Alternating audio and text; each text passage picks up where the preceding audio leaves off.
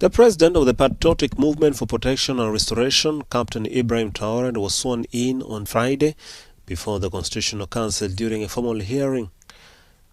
Ibrahim Traoré is now President, Transitional Head of State and Supreme Head of the National Armed Forces.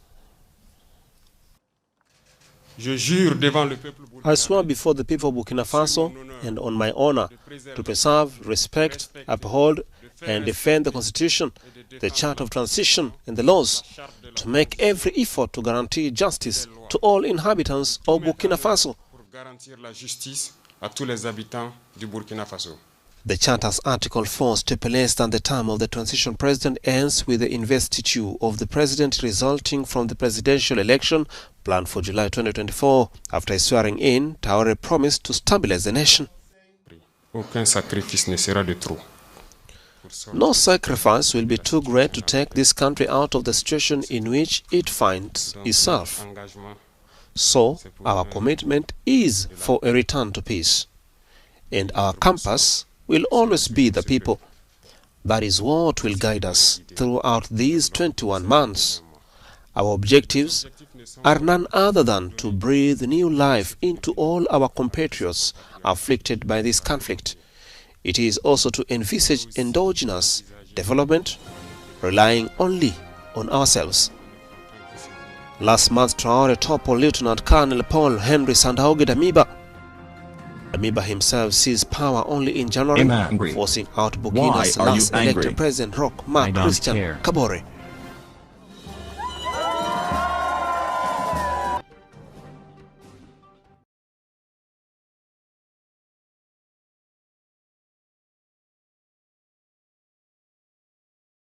Unknown to his compatriots when he first appeared on national television, Mamadi Doumbouya is described as discreet. Since 2018, the Lieutenant Colonel has headed Guinea's Special Forces, an elite unit that leads the fight against terrorism. It was created by the president he deposed, Alpha Condé. Draped with his country's flag, Doumbouya told France 24 he was committed to a smooth transition of power. It's our duty to save the country and bring the Ghanaian people together.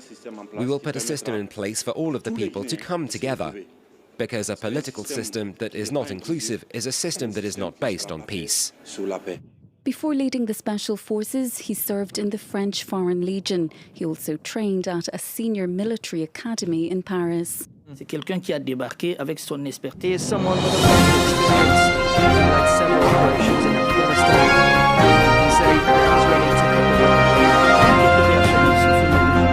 Observers say the success of the military coup can be explained by the significant number of opponents to the rule of President Condé in the ranks of the army and among the general population.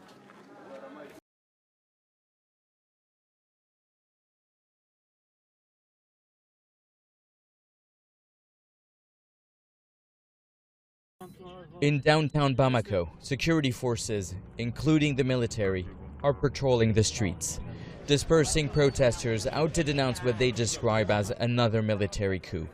We had gathered to say yes to a republic, no to the junta, no to another coup, and no to corrupt soldiers.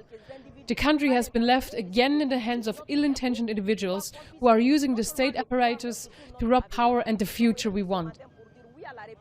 On national television, a soldier reads a statement from former junta leader and Vice President Assimi Goïta, announcing the dismissal of both the Prime Minister and Mali's President, accusing them of sabotaging the transition of power in Mali. On Monday, a government was announced in which two leading members of the junta had been removed from their position. While creating his new government, the Prime Minister put together a list agreed with by the President without consulting the Vice President, who is in charge of making decisions on defense and security. This is in breach of the Charter. The junta seized power from former President Ibrahim Boubacar Keïta in a coup last August, following widespread protests over the state's inability to bring peace and security. Removed from power by the military junta that put them in power, Prime Minister Mokhtar Wane and Ba Ndao are being detained in a military camp outside the capital. Caught in this tussle for power are the Malian people. Millions have been displaced from the north and the center of the country, where armed groups affiliated to Al-Qaeda and the Islamic State continue to gain grounds. This despite the presence of the biggest and most expensive UN operation, 4,000 French troops. Since the military junta has taken over power, the security situation is deteriorating. The UN, the African Union and the European Union have condemned what French President Emmanuel Macron describes as a coup within a coup. He's calling for an urgent UN Security Council meeting. Why are you in what angry? appears to be the beginning of another crisis of leadership in Mali. Nicholas Hawk, Al Jazeera.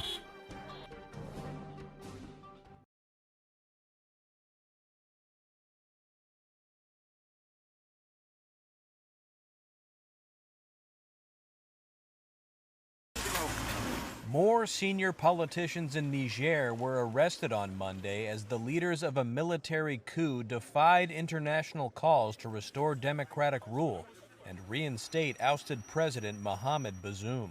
A photo posted by Chad's President Mohamed Idriss Deby, seen on the left, who visited to try to mediate between the coup leaders and the ousted government, appeared to be the first image of Bazoum since the takeover, showing him smiling and apparently unharmed. The coup has sent shockwaves across West Africa, pitting Niger's former Western allies against the likes of Russia and other junta leaders in the region. There's a lot of speculation at this point. Annalise Bernard, the director of Strategic Stabilization Advisors, formerly with the State Department in Niger, says there are several theories and rumors for why the coup is happening now, but that military coups are not new to the region. There's a lot of people talking about how this is Nigerians trying to throw off the yoke of their former colonial ties to France and trying to kick out other Westerners. There's also talk that Russia is behind this. We do not have any evidence that that's the case.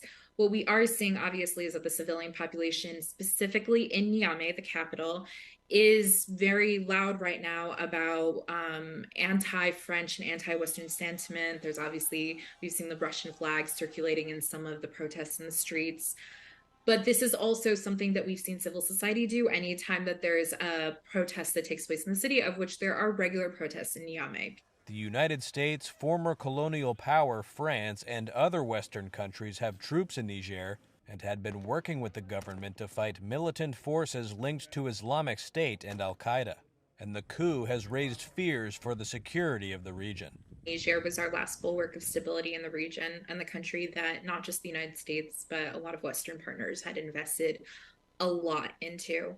And if Russia does get involved in this one, it undermines, let alone fully dislodges, Western efforts and certainly alliances across the entire Sahel belt. And that is really significant.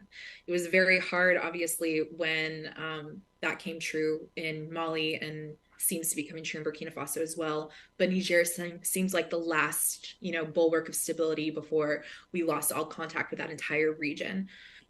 And there's a sense, obviously, within Washington that, if Russia is present, it's a very binary relationship. There cannot be a presence of the United States there when Russia's there. I think that relationship becomes quite binary. So I think that's also kind of the big concern, and certainly. The juntas of neighboring Burkina Faso and Mali voiced their support for the coup on Monday and warned that any military intervention in Niger will be considered a declaration of war against their countries too. Meanwhile, Yevgeny Prigozhin, the head of Russia's Wagner mercenary group, has welcomed the coup in Niger and said his forces were available to restore order. The Kremlin, for its part, said on Monday that the situation in Niger was a cause for serious concern and called for a swift return to constitutional order. United States officials said the coup had not been fully successful and there was still an opportunity to reinstate Bazoum. France and Germany echoed those comments.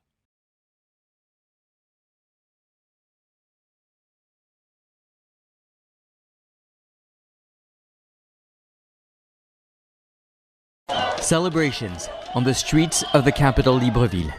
Gabon free, Gabon liberated, they chant. Crowds waving palm leaves in a sign of victory hug Gabonese soldiers hours after they carried out their coup. We are so happy. There is a sense of joy. We are waiting for this moment for so long. We suffered so much. Officers chant the name of the man leading the coup. General Brice Clotaire Oligui Nguema has been named as transition leader in Gabon. He is the head of the Presidential Guard, which pledged to protect President Ali Bongo. A close aide to Bongo, Oligui put Bongo under house arrest, bringing to an end the 56-year-long Bongo family dynasty. Ali Bongo, once seen as strong and invincible, appearing desperate and alone, appealing for help from his palace where he's being detained. So I'm calling you to make noise, really. I'm thanking you. A call that has fallen on deaf ears following the presidential election on Saturday. The vote was marred by massive fraud, says the opposition. Bongo ordered the shutdown of the internet and banned international observers and foreign journalists from covering the election. When Bongo's re-election was announced on Wednesday morning, the soldiers seized power. The newly formed junta revoked the election results, arresting dozens of electoral officials and accused them of treason. We have decided to defend peace by putting an end to the current regime. The general elections of August 26th, as well as the truncated results, are cancelled. The borders are closed until further notice. All institutions of the Republic are dissolved. The African Union has condemned the latest coup in the region, but the Gabonese people appear jubilant. They sing the national anthem and chant, "We have chased injustice and shame. Gabon has awoken to a new dawn." Nicholas Hawk, Al Jazeera. I'm angry. Make sure to subscribe to our channel. Why are you the latest angry? News from Al Jazeera. I don't care.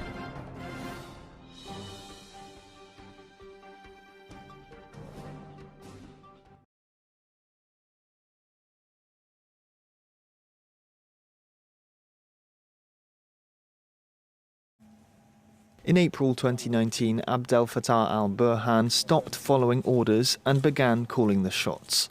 The man who'd long been one of Omar al-Bashir's reliable generals was now telling him to bring his 3 decades in power to an end.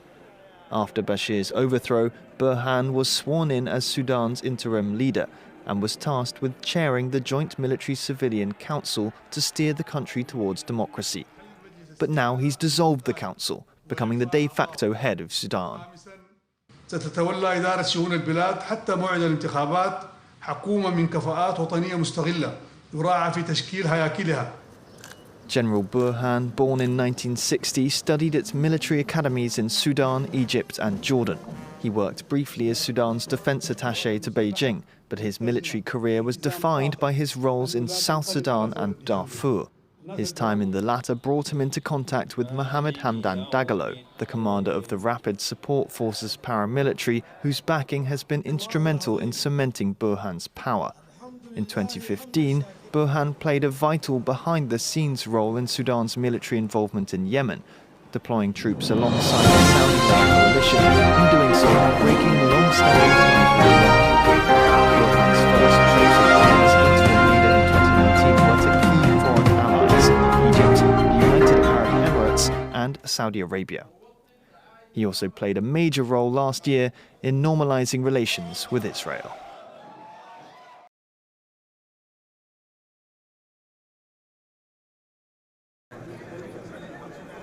Chad's National Forum announced Saturday that Mohamed Idriss Deby, who took over in April last year after his father's demise, would remain in power during the 2-year transition to elections.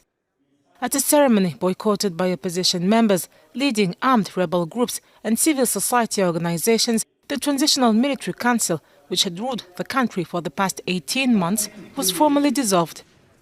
Despite calls urging the 38-year-old general not to extend the transition and not to run for president in upcoming elections, the forum, among a raft of resolutions adopted under a transition charter, ratified Deby's right to fight for the presidency after the transition.